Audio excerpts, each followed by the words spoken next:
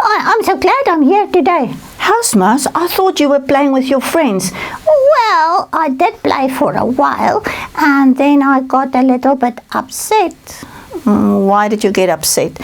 Because I wanted to play with a ball, and my friends wanted to play with the cars, and then I didn't like it because I wanted to decide what we play.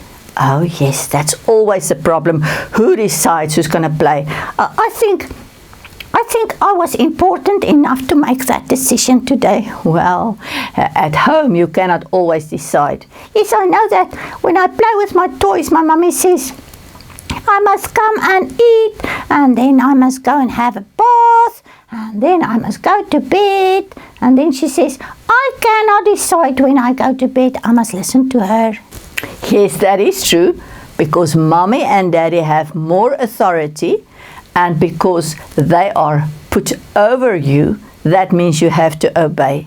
But I don't want to always have them decide. I also want to decide. Well, I think Mama gives you a chance to decide which t-shirt you wear or what color ice cream you buy. Yes, that's true. But the more important things, she decides for you, and you should listen to her. But there's someone that's even bigger than Mommy and Daddy. I know it's God. Yes, it's God. And God is even bigger and stronger. And he decides more than my Mommy and Daddy. Yes.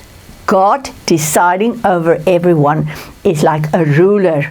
The ruler I use in my school? No, almost like a king, someone who rules over the nation. It says God rules over all the nations of the whole earth, and he decides what is going to happen. Oh, the good things, only good things. No, sometimes even bad things happen. And did God decide that too? Well, things happen because people decide wrong, make wrong decisions, but God is in control. Oh, that's good news actually, that God decides and then he's doing exactly what he wants to do, and no one can tell him what to do. Yes, because his name is God, and that word for God deciding and ruling over is the word he is a sovereign God. What God? A sovereign God. Can you say that? Sovereign. Yes, sovereign God. And is he the king? Yes, he's like a king. And he's got a crown and a big mantle. Well, some kings on earth has got a crown and a big mantle. I'm not so sure if God is wearing a crown all the time. And then that king has got a big stick in his hand. I wonder if I hit the people with a stick. No, the stick that the king has in his hand is not a stick. It's like a magic wand. No, it's not a magic wand. We call it a scepter. What? A scepter. Because the king puts out his scepter when he decides something, and then the people know whether it's yes or whether it's no. Yes, I remember he did that with Queen Esther. He said she can come in even though she might not be with a king. That's very clever. So the king can decide, and then he's got a scepter to show that he is, what's that word again? Sovereign. That he is sovereign, meaning he can decide anything, anytime, and no one can tell him what to do, and then he's doing what he has decided.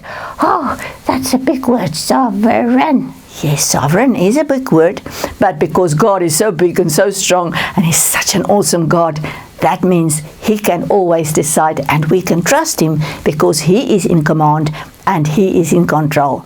Oh, that's good news. There's a song that says, our God is an awesome God.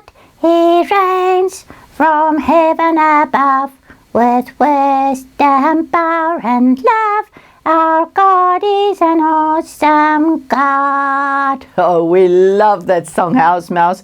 Thank you so much for sharing with us these wonderful principles about who God is. And that is so awesome. He rules in wisdom and power and might. I love this God who is sovereign. Bye-bye, all you wonderful friends. Hope to see you next week again. Thank you, Housemouse. Thank you, Housemouse. It's so good to be with all of you. Remember to like us and remember to watch next week again. This week we talked about God is a sovereign God. I wonder what's going to be next week. I don't know. I can't wait. Bye. Bye bye, everyone. See you again.